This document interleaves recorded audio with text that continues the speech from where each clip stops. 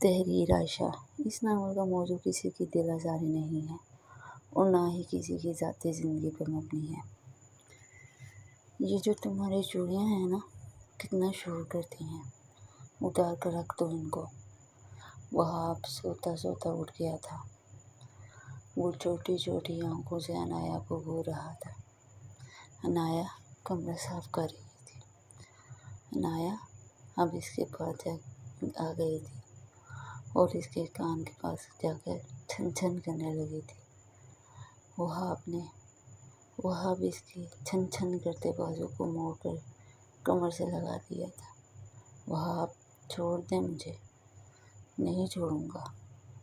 تمہاری ان چوڑیوں نے میری رات کی نیند حرام کر دی ہے۔ روز صبح صبح اٹھ جاتی ہو۔ وہاب پلیز، مجھے درد ہو رہی ہے، ہونے تو درد۔ وہاب پلیز، مجھے معاف کر دیں۔ اچھا تو معاف کر دوں۔ جاؤ، کیا معاف، مگر ایک شرط ہے۔ پہلے یہ چوڑیاں اتارو اور میرے پاس بیٹھ جاؤ، اور ہاں، میرا سر دباؤ۔ عنایا چوڑیاں اتارنے لگی تھی۔ وہاب کے دل میں خیال آیا تھا کہ کتنے شوق سے پہنی ہوں گی۔ وہ اٹھ کر بیٹھ گیا تھا۔ وہ عنایا کو چوڑیاں پہنانے لگا تھا، جو کہ اس نے وہاب کے کہنے پر اتاری تھی۔ وہ اس کے اتنے پاس آ گیا تھا کہ عنایا کے دل کی دھڑکن تیز ہونے لگی تھی۔ وہاب چوڑیاں پہناتے ہوئے اس کے ہاتھ چومنے لگا تھا۔ وہ چومتا چومتا کہاں سے کہاں تک چلا گیا تھا۔ وہ اس کے جسم کے ہر حصے کو چھو رہا تھا۔ وہ محسوس کر رہا تھا عنایا کی بے قراری بڑھتی جا رہی تھی۔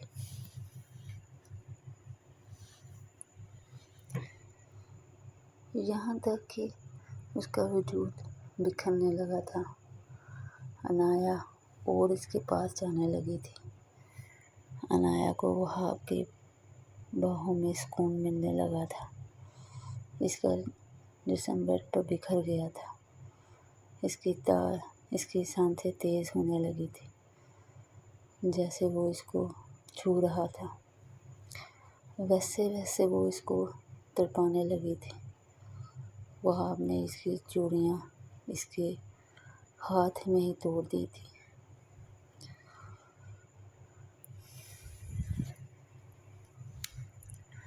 وہ اس کی سفید گردن کو بری طرح چھو گیا تھا۔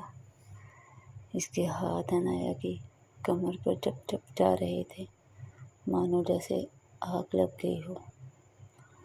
وہاب ہر حد پار کر رہا تھا۔ وہ اس کی نازک کمر پر ہاتھ پھیر رہا تھا۔ وہ اپنے ہونٹوں سے اس کی آنکھوں کو چومنے لگا تھا۔ وہاب کرتا ہی جا رہا تھا، یہاں تک کہ عنایا کی بس ہو گئی تھی۔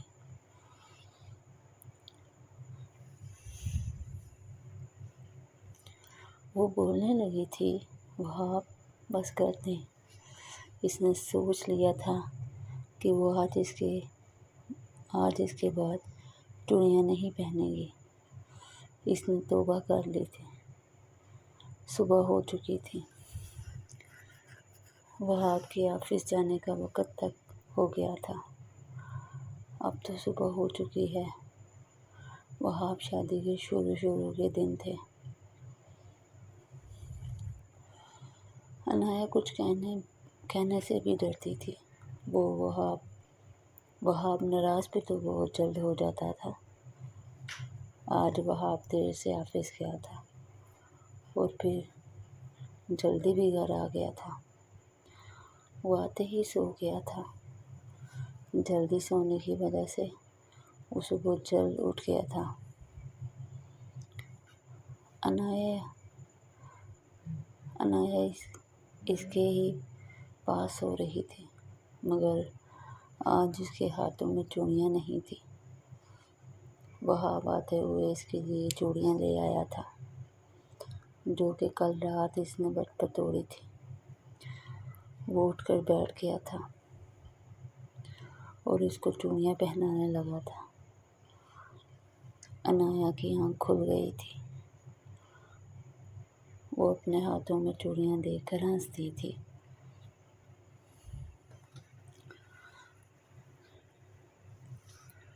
وہ وہاب کو شکریہ ادا کرنے لگی تھی۔ عنایا کو شادی سے پہلے کا ہی چوڑیاں پہننے کا شوق تھا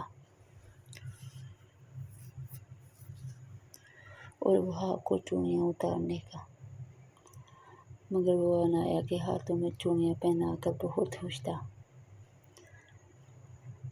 اب ہر وقت گھر میں عنایا کی چوڑیوں کی آواز گونجتی رہتی لگی تھی۔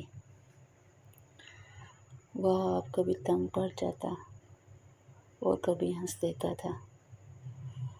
وہاب اب ہر جوڑے کے ساتھ چوڑیاں لے کر آتا تھا۔ وہ دونوں بہت خوش تھے۔ وہ دونوں بہت خوش رہنے لگے تھے کیونکہ وہ ایک دوسرے کو سمجھنے لگے تھے۔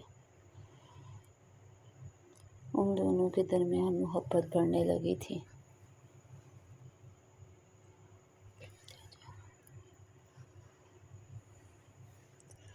وہ ایک دوسرے کی ضرورت کو سمجھنے لگے تھے۔ وہ ایک شاندار زندگی گزار رہے تھے۔ میاں بیوی کے درمیان محبت ہونا بہت ضروری ہے اور وہاب اس بات کو اچھی طرح سمجھتا تھا۔